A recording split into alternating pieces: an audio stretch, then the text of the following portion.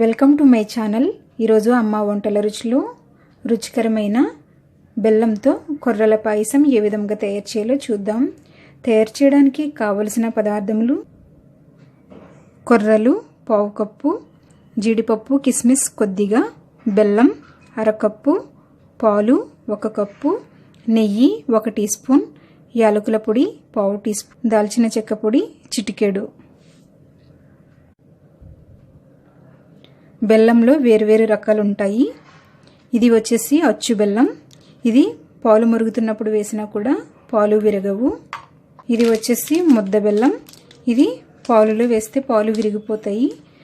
ఇది ఒకవేళ మీరు ఇది యూజ్ చేస్తున్నట్లయితే స్టవ్ ఆఫ్ చేసిన తర్వాత కొంచెం చల్లారిన తర్వాత పాలల్లో కలుపుకోవాలి. పావు కప్పు కొర్రలను వాష్ చేసుకుని 1 కప్పు వాటర్లో రాత్రంతా నానబెట్టి ఉంచాను. మీరు కావాలనుకుంటే 3 to 6 అవర్స్ నానబెట్టుకున్నా కూడా సరిపోతుంది. రాత్రంతా నానబెట్టుకున్నటువంటి కొర్రలను 5 నుంచి 8 నిమిషంలో ఉడికించుకోవాలి. బెల్లం వేసుకోవాలి. నేను అచ్చు బెల్లం తీసుకున్నాను కనుక ముందుగానే వేస్తున్నాను. ఒకవేళ మీరు ముద్ద బెల్లం తీసుకున్నట్లయితే పాయసం అంతా తయారైన తర్వాత మీరు బెల్లం కలుపుకోండి. బెల్లం వేసుకున్న తర్వాత పాలు వేసుకోవాలి. కలుపుతూ కొంతసేపు ఉడికించుకోవాలి. పాలల్లో 3 నుంచి 5 నిమిషంలో ఉడికించుకోవాలి. దాల్చిన చెక్క పొడి, యాలకుల పొడి వేసుకొని కలుపుకుందాం.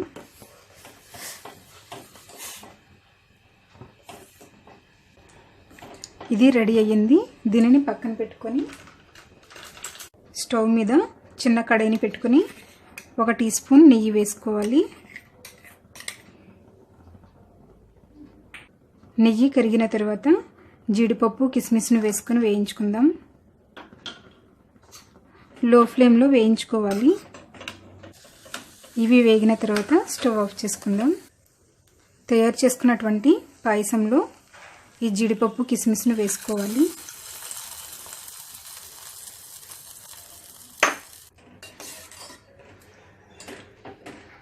ఒక బౌల్లోకి తీసుకుందాం.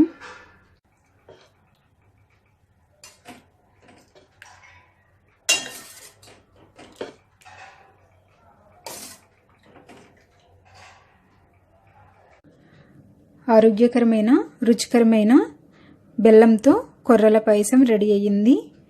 ఈ వీడియో మీకు నచ్చినట్లయితే లైక్ చేయండి, మీ ఫ్రెండ్స్కి షేర్ చేయండి.